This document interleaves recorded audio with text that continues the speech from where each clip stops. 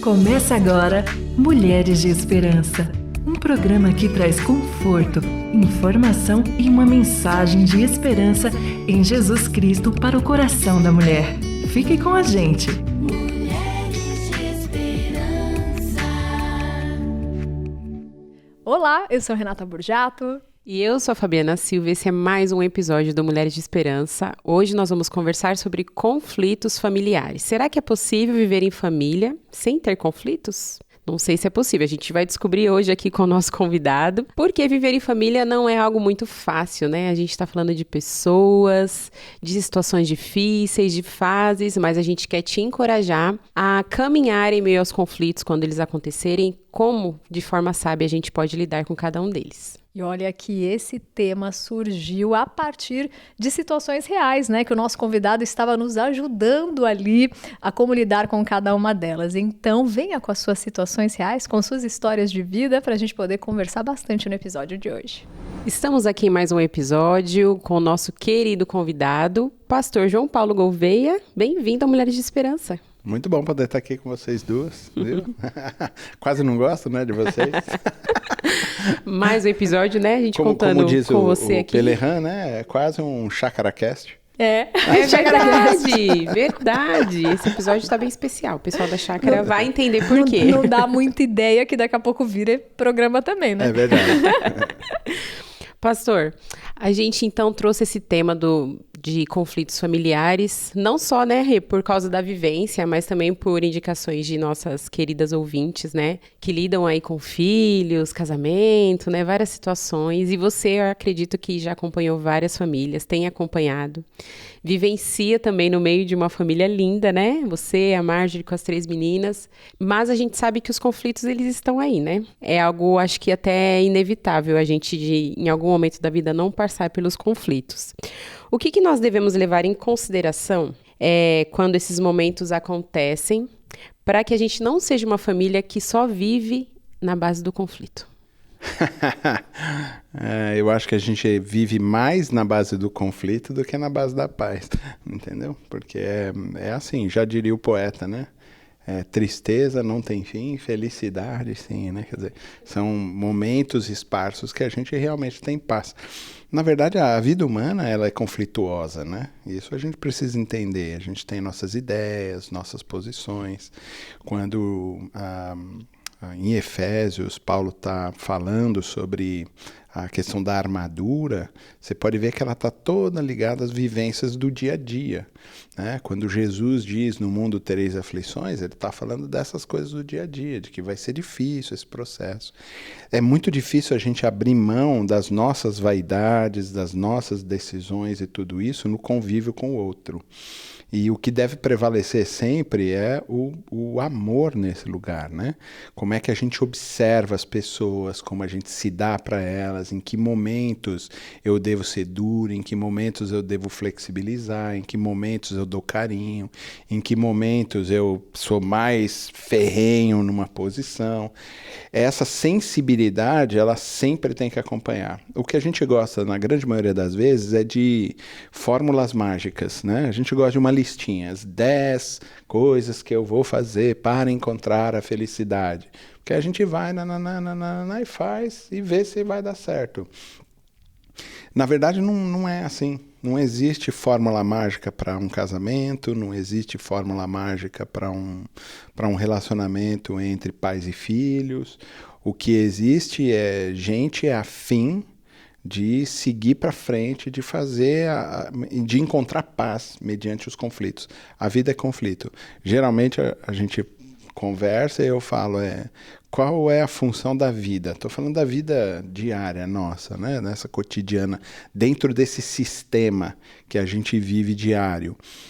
A única função que eles têm é derrubar você. É isso que o sistema quer fazer. Mas quando a gente encontra Jesus, a gente começa a perceber que dá para vencer o sistema. Entendeu? O sistema é maligno, mas como que eu venço o maligno? Fazendo o que o maligno faz. Então, se minha esposa me agride e eu agrido minha esposa, a gente vai ficar dentro desse ciclo vicioso e a gente nunca vai sair dele, as agressões vão aumentar, o distanciamento vai aumentar. A gente precisa romper esse ciclo vicioso para ir para um círculo amoroso, sei lá, virtuoso, exatamente, alguma coisa nesse sentido. Mas fazer como? Como é que Cristo agiria? Você entendeu? Então, Cristo está lá, pendurado, lá no madeiro, já quase morrendo, falando, me dá água. Os caras dão vinagre para ele. Esse é o sistema. É esse o sistema. Entendeu? Mas ele faz o quê? Esse bando de vagabundo. Vocês não sabem que eu tô aqui para morrer por vocês. Faz isso? O que ele faz? Ele perdoa, porque eles não perdoa, sabem exatamente. Ô pai, eles não sabem o que eles estão fazendo. Não leva Com isso em amor, consideração. né? Porque a ideia é não leve isso em consideração. Não joga isso nas costas dele, não. Porque eles não sabem o que eles estão fazendo. Como é que a gente faz isso? Tem que morrer, né? A gente vai na contramão. Por isso, a gente precisa fazer como Jesus fez. Então, se existe uma relação conflituosa em casa, eu vou na contramão desse sistema. Entendeu? Se o conflito é sempre gerar reações que tragam mais conflitos, eu vou exatamente na direção contrária. É preciso que a gente faça a atmosfera dos nossos lares um lugar onde exista harmonia. Para existir harmonia, algumas coisas precisam morrer. Meu ego precisa morrer, minha presunção precisa morrer, minhas vontades precisam morrer, precisa entrar em consenso, precisa enxergar a vida diferente, nos conflitos da outra pessoa, dos traumas da outra pessoa. Ter uma empatia, né? Observar sempre vai ter o que outro. ser. A gente está vendo agora, outro dia eu estava no meio de um dos programas, e aí eu pedi para a inteligência artificial fazer uma oração piedosa, olha só, cheia de graça, agradecendo a Deus pelo dia e tudo. E ele fez, e lindo. E eu olhei e falei, uau, faz uma oração melhor que eu. Você entendeu? Mas ela não é adoradora. Por quê? Exatamente porque ela não vai conseguir fazer um negócio que seja imperfeito. Que venha cheio de sentimento, de pessoalidade. Por mais que as palavras se encaixem, elas se encaixam perfeitamente no processo. Mas os seres, ela não vai vir cheia de lágrima, ela não vai vir cheia de dor, de angústia, de trauma. E a vida é essa aí, você entendeu? Então é necessário que a gente entenda que do outro lado tem gente de carne e osso, que tem dores, que tem percepções, que tem angústias, que tem traumas, que tem alegrias, que tem desejos, que tem esperanças, que tem frustrações, todo mundo tem. E se a gente não entender esse processo, a gente vai virar só religioso. E o quanto é importante, acho que também, deixar isso às claras para os filhos, por exemplo, né? Eles reconhecerem que você é essa pessoa falível, né? Que sente irritação, que sente raiva, né? Porque também tem uma linha, assim, que eu percebo muito de que não, você só sofre, só chora no quarto, que é pra criança não ver que você tá triste, que você tá sofrendo, né? Eu já ouvi muito isso, assim, né?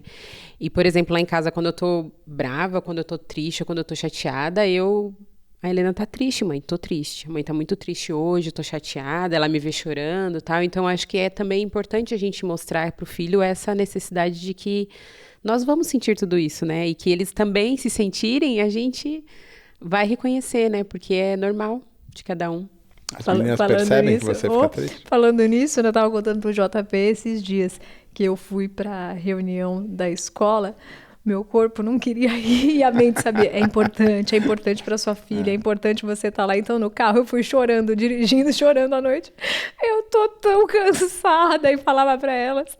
E aí, orava, dizendo, Deus, mas que seja muito bom, prepara tudo aquilo que vai ter. E aí, falei para elas, a mamãe tá indo, corporalmente eu não quero ir, eu queria estar deitada com vocês, já descansando e tal. Mas assim, eu sei que é importante e a gente vai. E assim, na volta, né, o beijinho da Paula dizendo, muito obrigada que você foi, mãe, já valeu tudo, né?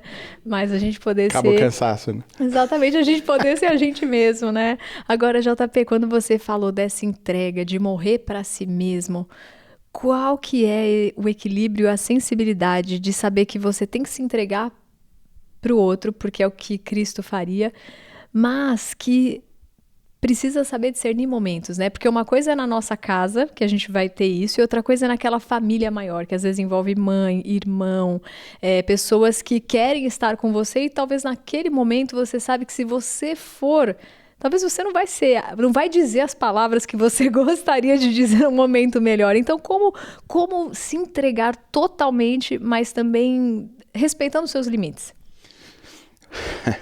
Essa é a palavra-chave, né? É onde, né, como é que é? O baú de milhões, né? Essa pergunta. Onde está o tesouro. Na verdade, o que a gente precisa enxergar de maneira geral é que o outro é igual a gente, tá? Sempre. E a gente precisa olhar esse processo com muito carinho e entender que sua pergunta foi em que sentido? No sentido assim, você realmente ama a pessoa, está inteiramente lá, mas por conta da sua fraqueza e da sua fragilidade humana, você não é Jesus que o tempo todo consegue dizer essas palavras. Tem vezes que você já está vindo com as tuas pressões da tua casa, né? Não, mas é sábio ir quando você está explodindo, quando você talvez não se deu esse tempo. Você percebeu que quando você saiu de casa, sua relação melhorou com a sua família? Muito, mas Por muito. quê? Porque agora eu olho com distanciamento, que agora eu penso antes de responder. Então distância é bom. Muito. Mas peraí, a gente só ouve esse tipo de ensino na igreja que a gente precisa estar perto, o tempo todo perto. Você entendeu? De perto ninguém é normal. É tudo louco de perto. Você entendeu? Tudo maluco. É verdade, porque todo mundo tem, entendeu, coisa. E tem momentos que você precisa só estar afastado mesmo, entendeu? Quando a gente aprende o valor da distância, isso também melhora tudo lá. Você entendeu? Então, lá em casa, a gente entende bem isso. Se tem alguns momentos que a gente permite que todos fiquem ausentes uns dos outros. Então, a Marjorie vai lá ver as coisas dela, eu vou ver as minhas, vou ler, a Clara vai não sei o que na dela, a Alice, ou a Alice vai com o namorado, ou a Gabi que está lá longe já, entendeu? Fazendo as coisas dela. Se a gente entende esse processo e começa a ser muito mais intenso nos momentos que a gente está junto, que esse é o negócio que precisa acontecer. Né? Sentamos, por exemplo, domingo agora que passou, nós sentamos em casa, nós compramos lá um frango de televisão de cachorro, né, que a gente estava falando, então a gente comprou, fez um arrozinho e tal, sentou todo mundo para comer, inclusive estavam todos em casa, entendeu? Então nós somos 7, né, no total agora, então sentamos todos lá na mesa, terminou de comer mesmo fisicamente, foi juntando os pratos assim, foi deixando, ninguém sai da mesa. Entendeu? É uma coisa meio imantada, assim. A gente fica ali mesmo, a gente é atraído por aquele momento, porque nesse momento a gente é intenso. Então, nesse momento a gente brinca, nesse momento a gente conversa coisa séria, nesse momento a gente levanta coisas, cutuca e fala, pô, e isso e aquilo, pô, e vamos achar uma solução, que é um consenso que se faz dentro da própria família, percebe? Esses momentos ninguém levanta nem para, por quê? Vou chamar aqui, talvez alguns fiquem, mas esse é um momento realmente assim mágico.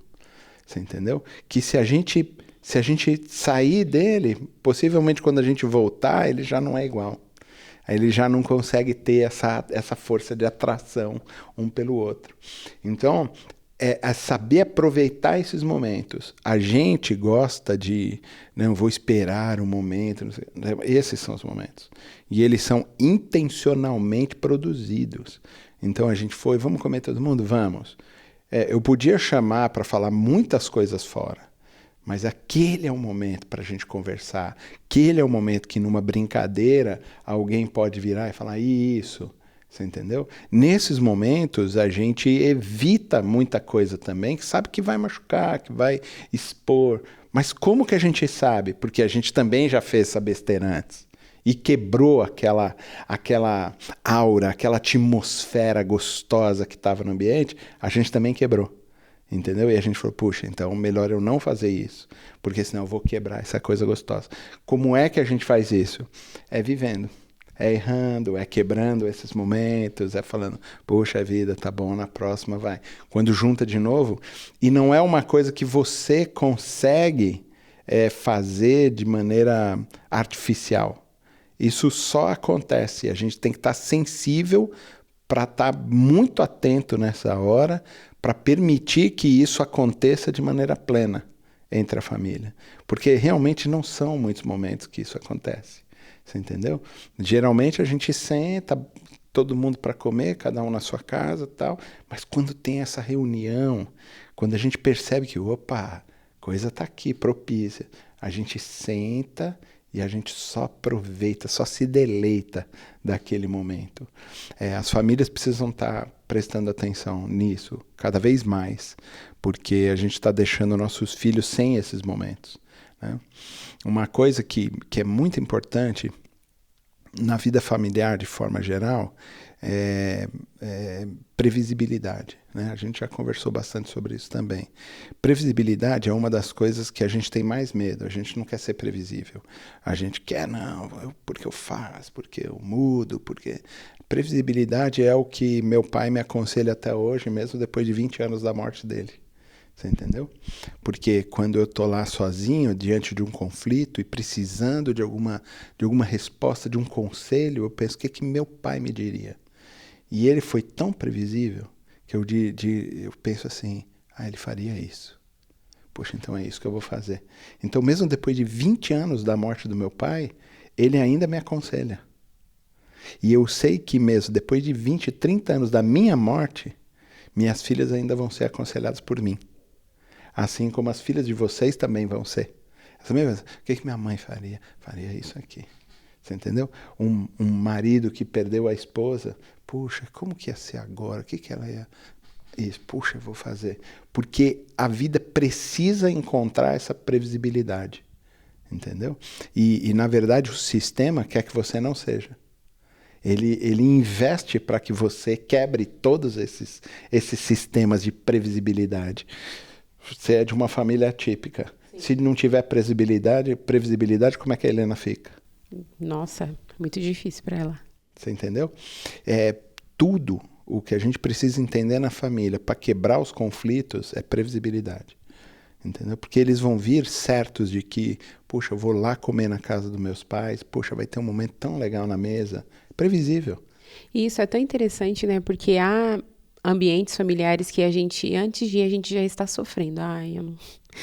Eu não queria ir nesse almoço, né? A gente vai ter que ouvir de novo sobre aquele assunto, né? Fulano e fulano vai estar presente, vai haver um conflito ali, e eu não sei me posicionar. E às vezes a família está esperando você, né? Às vezes é alguma situação difícil, que nem a gente estava conversando nos bastidores aqui, questões às vezes... Enfim, da perda de alguém, você tem que lidar com alguns assuntos e a pessoa está esperando uma resposta sua, né? Então, como é importante a gente também estar nesse ambiente de forma intencional, né? Como você falou, porque é para ser algo bom, né? A família é para ser boa, né? Em todos os aspectos, para todo mundo que faz parte. Você não acha que a maior angústia e ansiedade das crianças de hoje é porque os pais não são tão previsíveis? E olha que acho que vira até assunto de um próximo episódio, porque a minha pergunta pro JP, mas é que vai sair muito do tema. É como ser, ao mesmo tempo que previsível, levando a segurança, mas sem ser monótono. Mas não vai responder dessa vez, não. É tema para outro episódio.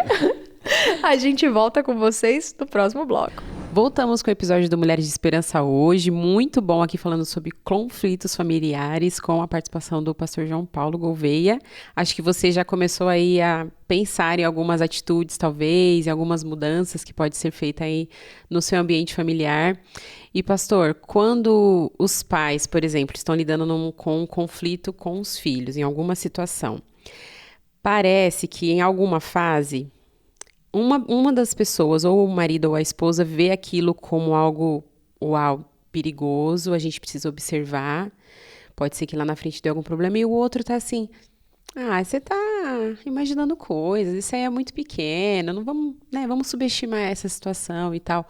Qual que é o perigo disso, de cada um agir como algo que pode gerar algo muito maior na vida da família no futuro, e cada um de um jeitinho lidar com isso? Tem um episódio do Todo Mundo Odeia o Chris, né? Que o irmão mais velho, porque ele é o mais velho, né, o Chris.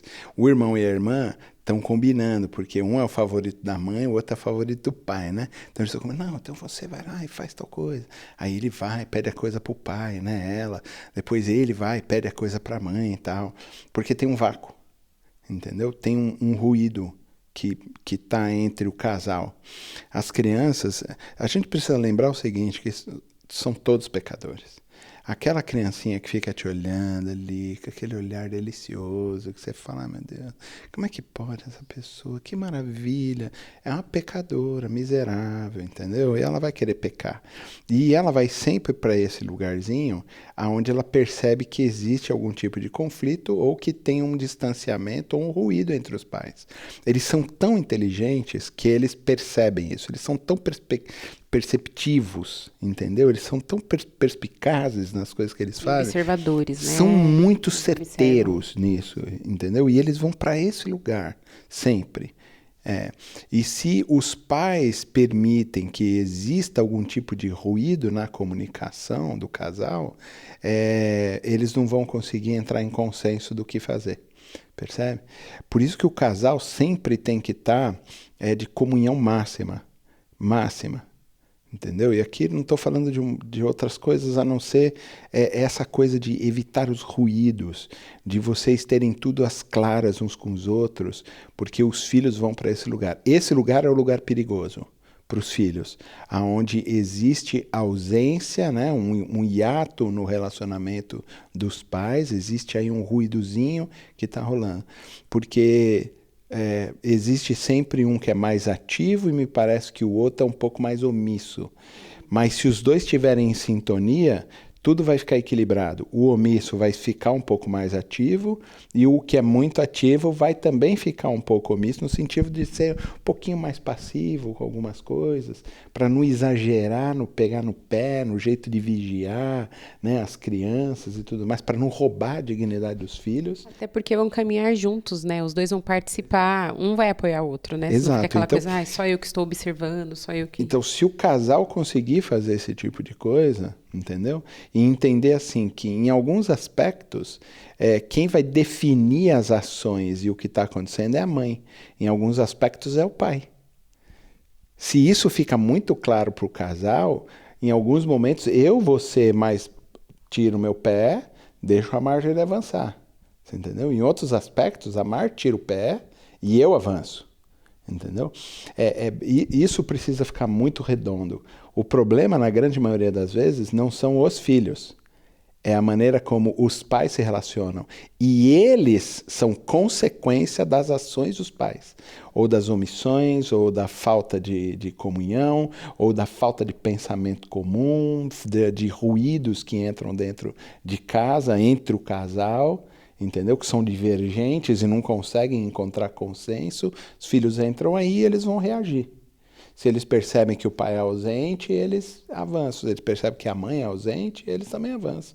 Aí os dois ficam como uma peça ruim da engrenagem que está quebrando. Os filhos reagem a isso. Então eles sempre vão ficar vulneráveis ao que vier da rua. Você entendeu? Porque a casa está quebrada. O mecanismo da casa e o sistema da casa está com defeito. Então o que eles vão fazer? Vão procurar lá fora o que fazer. Quando isso acontece, para te dizer bem a verdade, se depois de uma idade, dificilmente essas coisas vão ser consertadas. Vai ter muita lágrima. Vai ter muito choro, muita dor, muito ranger de dentes para arrumar depois de uma certa idade. Por quê? Porque isso deveria ter sido feito desde o começo. Você entendeu? E a gente vai precisar trocar o pneu com o carro andando. E é muito mais difícil o processo todo. Então, se pegar um adolescente de 16, 17 anos, que o caminho dele é rua e não casa, de que ele já está envolvido com um monte de coisas na rua, como é que você proíbe ele de sair de casa? Como é que você fala, não sai mais de casa? Sem ele sentir que, agora vocês são autoritários, estão querendo governar minha vida. Se ele já responde esse tipo de coisa, porque a doença é mais antiga. Os filhos, eles são produto do relacionamento dos pais. E isso a gente precisa ficar bem consciente na hora de ter filho, na hora de educar os filhos. Mas a gente precisa de intencionalidade com eles, né? A Rê, no bloco anterior, falava isso, puxa, eu fui lá, foi uma intenção, né? Eu vou lá.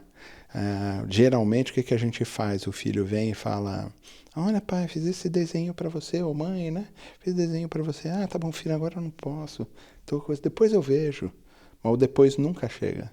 Como é que essa criança vai se sentir? Se a mãe ou o pai percebeu esse tipo de coisa, e se existe confiança entre o pai e a mãe, um alerta o outro. Olha, você falou que ia ver, você não foi ver. Aí você vai lá, conscientemente, geralmente a gente é arrogante, agora vai querer me dar lição de como ser pai. Não, o outro está de fora, ele está vendo uma coisa e a gente humildemente precisa entender isso. Falar assim, opa, me chamou a atenção aqui, melhor eu ir lá. Aí a gente senta na beira da cama, pega o desenho, nossa, que desenho lindo. Ou sei lá, que desenho horrível, não importa. Mas a ideia de ser intencional. As pessoas acham que dar atenção para os filhos é ficar 24 horas bajulando eles. Não é. É ser intencional e ser intenso quando for fazer.